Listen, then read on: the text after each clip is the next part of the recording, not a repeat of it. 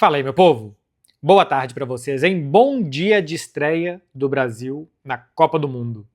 O vídeo aqui vai falar alguma coisa taticamente do que eu espero de Brasil e Marrocos. Eu já falei aqui em outros vídeos, para mim o Brasil tem a estreia mais complicada das principais seleções. Inglaterra joga contra a Croácia, também é chatinho, mas Marrocos para mim é melhor time do que a Croácia e o Brasil tem o adversário mais difícil. O lado positivo é que depois Haiti e Escócia não inspiram muitos cuidados, não é para ter medo dos dois, nem é para ter medo de Marrocos. Para mim o Brasil é favorito, tá? Já falo antes para ganhar. Mas acho que os dois próximos jogos são mais administráveis. E lembrando que até com 4 pontos deve classificar, então não é preciso ter nenhum tipo de complexo, de medo de ficar de fora na primeira fase. É para passar em primeiro e depois para sair do lado, de que, se também forem primeiros, de Argentina, de Espanha, de França, de Portugal, de Alemanha, é ir todo mundo para o outro lado e ficar Brasil e Inglaterra, sempre que todos os favoritos sejam primeiros colocados, de um lado da chave até as quartas de final. Se os favoritos forem primeiros, o Brasil pega a Inglaterra nas quartas e depois o vencedor de Portugal e Argentina. Acho que é Portugal e Argentina se enfrentam nas quartas e depois é isso, joga contra o Brasil na semifinal. Claro que eu tô falando aqui sempre que os favoritos forem avançando, tentando fazer uma projeção de Copa. Marrocos é uma seleção muito boa, eu anotei aqui o ciclo deles para essa Copa do Mundo. Marrocos tomou 19 gols e fez 96 em 45 jogos. Tem mais jogo do que isso, mas aqui eu tô tirando algumas Copas que se joga na África e no Oriente Médio, que não são com um time principal. Eu contei aqui Copa Africana de Nações, eliminatória para a Copa Africana de Nações, eliminatórias para a Copa do Mundo e amistosos. Eu levei isso em conta na hora de pegar esses 45 jogos de Marrocos no ciclo. 19 gols em 45 jogos é muito pouco, uma média de menos de meio gol por jogo. 96 gols é uma média de mais de 2 gols por jogo. É verdade que é um ciclo contra muitas seleções africanas, de todos os níveis, do melhor nível e também do pior. Esse time perdeu 2 vezes e um asterisco, perdeu 2 vezes para a África do Sul. E o asterisco é contra Senegal, né? Aquela confusão que teve no jogo que Senegal abandonou o campo no pênalti marcado no último lance, depois voltou, só que é considerado como abandonou o jogo, derrotada por WO, porque abandonou o campo de jogo, mas depois o jogo continuou e Senegal venceu Marrocos na prorrogação. Então tem esse asterisco, né? A estatística não conta derrota de Marrocos, conta uma vitória, inclusive, mas dentro de campo foi um empate em 90 minutos e depois uma derrota na prorrogação, como aconteceu. Seguinte, gente, é difícil, o Brasil vai precisar ter paciência, vai jogar contra uma seleção que se defende muito bem, que contra-ataca melhor ainda, que ataca muito rápido. A seleção de Marrocos não é de trocar 1 milhão de passes, é de atacar muito rápido, e o Brasil tem que tomar cuidado com isso. Vigilar de quando perder a bola, recuperar rápido ou fazer faltinha antes de Marrocos correr, porque depois que correr, se você fizer falta, é cartão amarelo e seu time vai ficando minado. Então é se perder bola e tentar perder poucas bolas, um pouco mais de passes seguros e menos risco, mas vai acontecer de perder bola e de estar preparado para isso. Eu vou colocar na tela para vocês uma coisa que eu nunca tentei e que a gente vai fazer aqui ao vivo, que é uma análise tática com o videozinho, alguma coisa parecida com o que eu já fiz na TNT, tem lá um campo e bola que eu fiz na TNT, e aqui eu vou explicar o que eu espero de Brasil e Marrocos. Brasil eu coloquei os jogadores com os números, com os nomes, tudo bonitinho, Marrocos simplesmente os pontinhos aqui no lugar dos nomes, e o time de vermelho, até a numeração de Marrocos não é essa, tá? De destaques da seleção de Marrocos, Hakimi, lateral direito, precisa explicar, né? Ex-Real Madrid, Inter de Milão, Borussia Dortmund, Paris Saint-Germain, melhor lateral direito do mundo. Tem o Chad Riad, que é um zagueiro formado no Barcelona, que depois foi pro Betis e que jogou essa temporada pelo Crystal Palace, é muito bom. Perdeu o Aguerd, que é um muito bom zagueiro também, do Olympique de Marselha, se lesionou. Ele e o Abdé estão fora, são 2 jogadores importantes. O Abdé era aqui o ponta pela direita, vai entrar o Rahimi, que é um jogador bem mais modesto. De destaque ainda que a gente pode trazer desse time de Marrocos, tem o Brahim Dias, camisa 10, jogador do Real Madrid, poderia jogar pela seleção da Espanha, até acho que estaria convocado pela seleção espanhola, com a ausência do Fermín López para a Copa do Mundo, preferiu jogar por Marrocos. Tem o Aya Noui, que é um jogador da Roma, fez boa temporada na Roma, veio do Lens, se eu não estou enganado, fez boa temporada na Roma, é um volante de boa saída de bola e de boa marcação também. Tem o Anoui, que é um meio atacante do Girona, fez uma temporada regular pelo Girona, mas é um jogador foi rebaixado com o Girona, né? De primeira divisão de futebol espanhol. E tem um centroavante que é muito bom, que é o Saibari. Esse jogador do PSV da Holanda fez 19 gols essa temporada, fez gol no Napoli, fez gol na Juventus, na Liga dos Campeões, se eu não estou enganado, fez gol no Bayern de Munique, na Liga dos Campeões, jogou bem contra o Liverpool, um jogo que o PSV venceu por 4-1. São os principais destaques que eu trago para vocês desse time de Marrocos. Repito, é um time que se fecha muito bem e que joga muito bem depois para atacar. O time do Brasil, meu povo, eu espero que seja assim e eu acho que não será, tá? É o 4-4-2, o 4-2-4. Por que é 4-2-4? Porque na hora de atacar pode ser que seja isso daqui. Não vai ser exatamente isso, mas na hora de defender é 4-4-2 porque é isso daqui. E eu acho que vai se defender com o Matheus Cunha pela esquerda, com o Paquetá pela direita. Eu acho que vai ser isso que vai fazer para se defender o Ancelotti. Do jeito que está aqui, eu gosto. Eu gosto que o Cunha seja um meia pela esquerda, ele fez isso na temporada do Manchester United, ele não foi um centroavante, ele era meia pela esquerda, era um time que jogava diferente, o time jogava meio assim, ó. E o Cunha era esse meia por aqui, era o 10 pela esquerda, por assim dizer. Mas por aqui eu acho que ele vai bem, e contra a Croácia, ele e Vini fizeram essa dupla aqui do Matheus Cunha por aqui, e o Vini um pouco mais por dentro, e foram bem. Na hora que o Matheus Cunha vinha por aqui, o Vini abria um pouco mais, na hora que o Matheus Cunha recuava um pouco mais, o Vini fechava mais por aqui. Eu acho que isso funcionou muito bem naquele jogo contra a Croácia, o último amistoso antes da convocação final.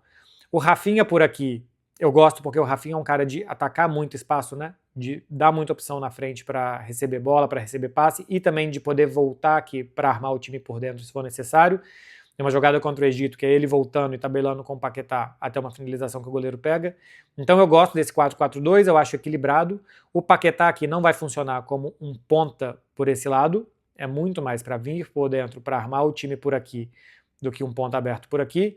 Na ausência de um lateral ofensivo, a tendência é que o time tenha pouca profundidade por esse lado, mas quando o Paquetá fechar, o Rafinha pode abrir. Pode ser o Rafinha esse cara de atacar aqui. Então tem essas trocas que o time pode fazer, de Paquetá vir por aqui, Rafinha vir por aqui, ou de Matheus Cunha vir por aqui e de Vini vir por aqui, que eu gosto. E de vez em quando o time pode até atacar assim, ó, com Cunha e Paquetá mais por dentro, Rafinha e Vini mais abertos. E não precisa de muito esforço para isso, né? Não precisa de muitos deslocamentos para isso. O que o pessoal que está cobrindo a seleção brasileira estava dizendo que o time deve fazer é, na hora de atacar o Cunha, fica como um atacante por aqui, o Vini e o Rafinha se revezam mais aqui pela esquerda, e o Paquetá por aqui, ou o Rafinha mais aberto por aqui, e o Paquetá mais por aqui.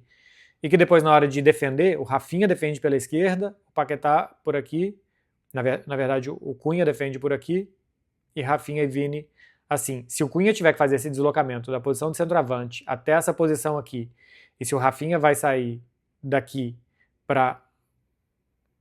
Se o Paquetá tem que sair daqui para cá, aí eu acho que os deslocamentos são muito grandes para fazer essa troca de Cunha e de Rafinha aqui toda hora, a hora que o Rafinha for atacar pelo lado esquerdo. Então eu gosto mais de que sejam assim e que as trocas aqui sejam de Cunha e de Vinícius e de Rafinha e Paquetá. E não que Rafinha e Matheus Cunha invertam e o Rafinha venha marcar pelo lado esquerdo e fiquem Matheus Cunha e Vinícius mais à frente. É isso que eu acho que o time vai tentar fazer contra a seleção marroquina, o que eu acho que deveria tentar fazer contra a seleção marroquina, com Matheus Cunha e Vinícius como uma dupla pela esquerda e o Rafinha e o Paquetá por aqui, pela direita. E ainda com poder Vinícius e Rafinha trocarem aqui de posição e tal, e confundirem a marcação do adversário. Quando o Brasil for defender, tem que tomar muito cuidado com o Hakimi, que ataca muito por aqui, ele pode atacar por dentro e o Brahim ficar por fora, o Brahim pode ir por dentro e o Hakimi ficar um pouco mais por fora, e aqui tem que ter muita atenção do Matheus Cunha, num segundo momento, do Matheus Cunha, na hora de correr para trás é o Matheus, mas na hora de parar as subidas do Hakimi, você tem que impedir passes para ele, então acho que Vinícius e Matheus aqui tem que estar muito atentos a não deixar que essa bola chegue para o Hakimi poder conduzir ela até o campo de ataque, e quando o Brasil perde a bola, quando o adversário está saindo jogando, acho que o Brasil está fazendo muito bem a pressão.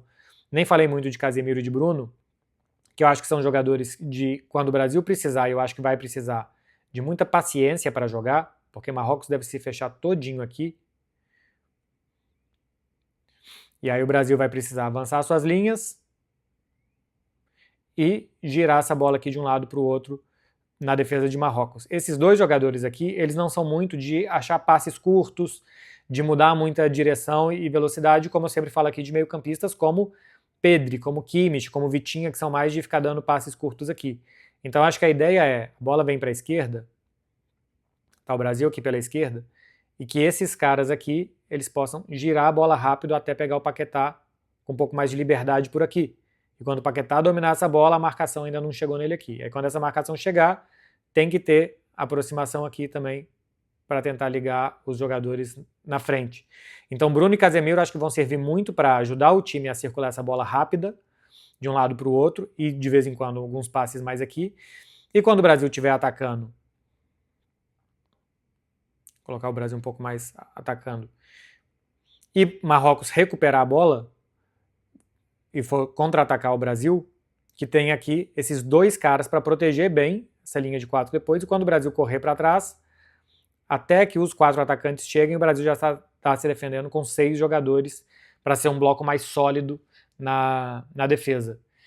Então acho que o bom ponto desse time é que ele é um time muito móvel do Brasil, que pode achar espaço e que pode trocar de posição e confundir a marcação do adversário. O ponto negativo é se os jogadores tiverem que fazer deslocamentos muito grandes para marcar os jogadores marroquinos. E não tem meio-campistas de muito espaço curto. Eu acho que o Brasil vai precisar jogar em espaço curto. Por outro lado, tem meio-campistas que vão proteger muito bem a defesa. Nisso daqui que eu mostrei, o Brasil vai ganhar de Marrocos e Marrocos vai ganhar do Brasil, porque um técnico sempre sabe ou acha que sabe o que tem que fazer para ganhar do outro. A questão é como que os caras vão performar lá dentro de campo. O Brasil tem bom time para mim, tá? O Brasil eu acho que tem bom time individualmente. Rafinha, Vinícius Júnior, Bruno Guimarães, Casemiro, a dupla de zaga. Esses jogadores são muito bons. A presença do Paquetá no meio ajuda o time a achar um pouco mais de espaço curto, tabelinhas curtas, coisa que os dois volantes não dão. A presença do Paquetá dá isso para o time do Brasil. Tem um muito bom técnico para fazer leitura de jogo também.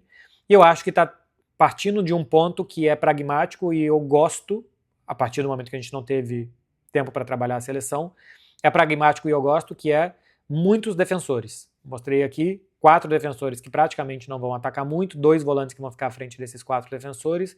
Sempre que o Brasil for ser atacado, ele tem uns 6 ali para se defender, pelo menos. Então quer dizer que o Brasil deve ou vai tentar sofrer pouco gols, oferecer pouco para o adversário. E lá na frente, com o talento que tem, a movimentação desses jogadores, tentar fazer um a mais que os caras. Para isso, o que o técnico pode fazer é: eu vou me defender para que o adversário tenha uma chance por jogo. E eu vou atacar com esses jogadores para que eu crie 5, 6 chances por jogo. Se o adversário criou uma e eu crio 6, eu tenho muito mais chances de ganhar do que ele. Então acho que essa é a ideia do Ancelotti, de pensar primeiramente na defesa e depois como é que esse time vai se virar lá na frente. Veremos, meu povo, se isso aqui vai dar certo ou não. Falei aqui dos perigos, né, da seleção marroquina e de que é uma muito boa seleção. E eu volto depois do jogo para falar como foi Brasil e Marrocos, primeira rodada do Brasil na Copa do Mundo. Faz favor de se inscrever aqui para não perder os próximos conteúdos. Eu pretendo, se isso aqui tiver funcionado, porque eu ainda vou ver a edição, eu pretendo, se isso aqui tiver funcionado, fazer mais disso durante a Copa para vocês e outros conteúdos por aqui também. Valeu, gente! Até mais!